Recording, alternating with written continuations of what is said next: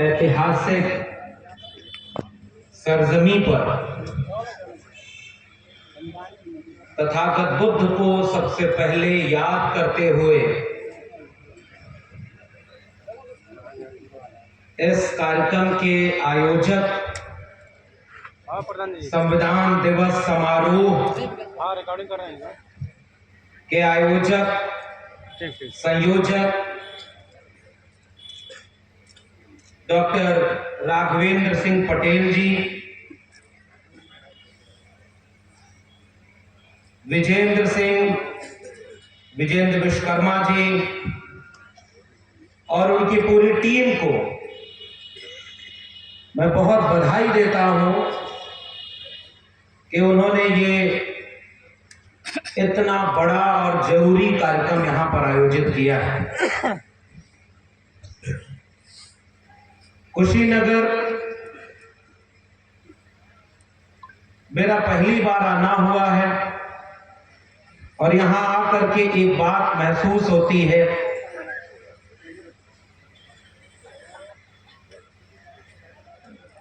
तथागत बुद्ध को याद करते हुए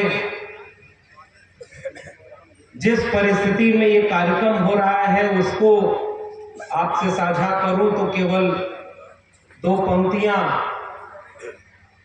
कि तथागत बुद्ध की जमीन को वीरान न होने देंगे, इस देश में दूसरा संविधान न होने देंगे।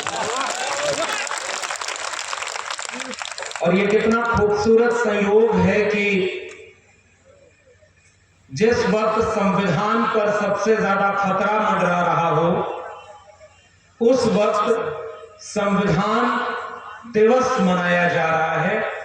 और मुझे इस बात की बहुत खुशी है फिर से कि इस संविधान दिवस में जो असल में भारत है, जितने रंग इस देश में है, जैसा खूबसूरत एक बगीचा है, इस मंच पर और इस परिसर में वो पूरा बगीचा अपने पूरे रंगो शान के साथ मौजूद है। मैं इसके लिए भी पूरी आयोजन समिति को बहुत बधाई देता हूं। आप कल्पना करिए, इतना शानदार संचालन किया नीतीश विश्वकर्मा जी ने। वो पेशे से शिक्षक हैं। उन्होंने सावित्रीबाई फुले के ऊपर एक नाटक लिखा और वो नाटक यहां पर खेला भी गया बच्चों के द्वारा। इस कार्यक्रम में आने के लिए हम सब के अग्रज आदरणीय चंद्रभूषण जी, इनका फोन मेरे पास आया काफी पहले कि कुशीनगर आना है। उसके बाद अवधेश बौद्ध जी ने लगातार संपर्क किया और इन लोगों के जरिए मैं पहली बार कुशीनगर आ पाया। इसके लिए भी आपको बहुत धन्यवाद देता हूं कि आपने मुझे ये मौका दिया। मंच पर बहुत सारे लोग बैठे हुए, बहुत सम्मानित लोग बैठे, बहुत वरिष्ठ लोग बैठे और इस कार्यक्रम में आप सब, हमें पता है कि बहुत दूर से चल करके आए। केवल कुशीनगर ही नहीं, आसपास के जिलों से चल करके आए। सुबह 10-11 बजे से आप लोग यहां इकट्ठा हैं और जो लोग मंच पर हैं उनसे कम सम्मानित लोग सामने कुर्सियों पर नहीं बैठे। बहुत सारे लोग अपने अपने क्षेत्र में बहुत मेहनत करने वाले, संघर्ष करने वाले लोग यहां पर हैं और आप लोग बहुत देर से बैठे हैं। मुझे लग रहा है कि जितना खाली कुर्सियों से निराशा हो, उससे ज्यादा बड़ी आशाओं की उम्मीद बन करके आप बैठे हैं। इसलिए आप सब लोगों को मेरा क्रांतिकारी जय भीम, जय मंडल, जय संविधान और इंकलाब जिंदाबाद है।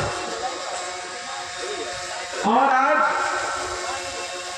जितने भी वक्ताओं ने हमसे पहले अपनी बात कही, चाहे वो सरदार सेना के हमारे मित्र संघर्षों के साथी आर.एस. पटेल जी हो, चाहे हमारी बहन निर्देश सिंह हो, चंद्रभूषण जी हो, और जितने भी वक्ताओं ने बात जो कही है वो हमारी अपनी बात है। अलग से ऐसा कुछ नहीं है जो हम कह दें या आप नहीं जानते हो। मुझे लगता है कि इस तरह के आयोजनों में जब हम इकट्ठे होते हैं तो भाषण से ज्यादा अहमियत इस बात की है कि आने वाले हर एक शख्स को महसूस हो कि संविधान को बचाने की लड़ाई में वो अकेला नहीं है, ये पूरा कारवां उसके साथ है। इसकी हिम्मत के लिए ये आयोजन होते हैं और मैं इसकी सबसे बड़ी कामयाबी मानता हूं। अन्यथा जो बातें लोगों ने कही है वो हमारी ये बात है, और जितने लोग मंच पर बैठे हैं जो नहीं बोल पाए, मुझे पूरा यकीन है कि आप उन्हें ये मौका दें, हो सकता है हमसे ज्यादा अच्छा भाषण वो दे देंगे। इसलिए सवाल इस बात का नहीं है कि कौन बोल रहा है, सवाल इस बात का है कि हम सब मिलकर बोल रहे हैं और एक बात बोल रहे हैं कि यह देश बाबा साहब डॉक्टर भीमराव अंबेडकर के संविधान से एक देश बना है और एक देश बना रहेगा, और इस देश को बनाने की लड़ाई में हम शामिल रहेंगे। इस मंच पर जो पोस्टर लगा, और मंच कई बार आयोजकों को इतना बड़ा बनाना भी पड़ता है, आप मुश्किल समझते हो। अगर मंच पर ज्यादा ना बैठाएं लोगों को, कुर्सी ढंग से ना मिले, भाषण ना मिले, बोलने का मौका ना मिल पाए तो नाराज भी हो जाते हैं। और नाराज क्यों ना हो, पहली पीढ़ी के हम लोग हैं, हमें कुर्सी मांग के नहीं मिलती, लड़के लेनी पड़ती है। इसलिए सब लोग अपनी अपनी कुर्सी को लेकर के बहुत जागरूक और सजग। लेकिन आयोजकों ने बहुत मुश्किल से इस मंच को संभाला और एक अच्छा आयोजन किया। जो नहीं बोल पाए वो भी शायद यही बात कहना चाह रहे होंगे कि इस मंच का इस्तेमाल दो तरीके से हम कर सकते हैं।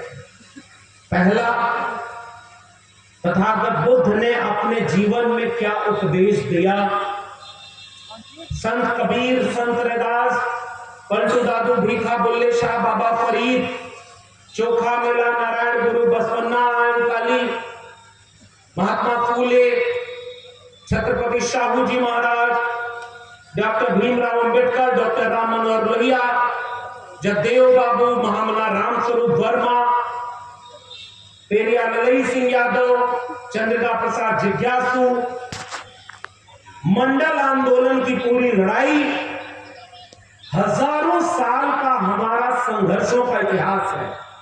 और मैं पहली बात आपसे जो साझा करना चाहता हूं, मौजूदा वक्त में ये देश दो तरह की विचारधाराओं के टकराव का देश बनता जा रहा है। एक विचारधारा वो है जो चंद मुट्ठी भर लोगों के हाथ में धन, संपत्ति, सम्मान, अधिकार सब कुछ इकट्ठा कर देना चाहती है और उनके वर्चस्व को कायम रखना चाहती है। वो समानता विरोधी है, वो न्याय विरोधी है, वो वर्चस्वशाली है। और एक दूसरी विचारधारा है जो समता, न्याय, बंधुता, प्रेम, करुणा, शील, प्रज्ञा के विचार को मानती है। और दूसरी विचारधारा का सबसे बड़ा दस्तावेज अगर इस देश में कोई है तो उसका नाम है भारत का संविधान, और हम संविधान के मानने वाले विचारधारा के लोग खड़े हैं। इस समय इस देश में ये दो विचारधाराओं का टकराव है, ये नया नहीं है, बहुत पुराना है। इसलिए इस विचारधारा के टकराव को और साफ तौर पर देखना होगा। गांव से चलकर आए, कस्बों से चलकर आए मेरे लोगों, ये बात करने हम आपसे यहां इकट्ठा हुए। इस आयोजन में जो मूल चेतना है, मुझे खुशी है कि ये एक राजनीतिक दल का आयोजन नहीं है, लेकिन कई राजनीतिक दलों के लोग इस मंच पर बैठे हुए हैं, चाहे वो समाजवादी पार्टी के पूर्व जिलाध्यक्ष इलियास अंसारी जी हो, तो भीम आर्मी, बहुजन समाज पार्टी और तमाम और राजनीतिक दलों के लोग भी, जन अधिकार पार्टी के लोग और तमाम राजनीतिक दलों के लोग भी एक साथ मंच पर बैठे हुए हैं। ये राजनीतिक कार्यक्रम नहीं है, वैचारिक कार्यक्रम है। तो विचारधारा का मतलब क्या होता है?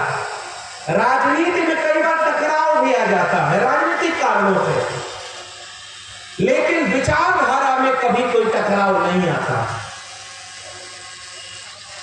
और विचारधारा इस देश में साफ तौर पर संविधान की विचारधारा केंद्र में है, लेकिन संविधान खतरे में है। अब आपको लगेगा कि आप लोगों में और दूसरे लोगों में अंतर क्या है?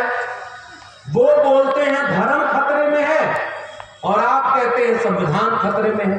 आपको लग सकता है ये बात, लेकिन खतरा पहचाना जाता है, देखा जाता है।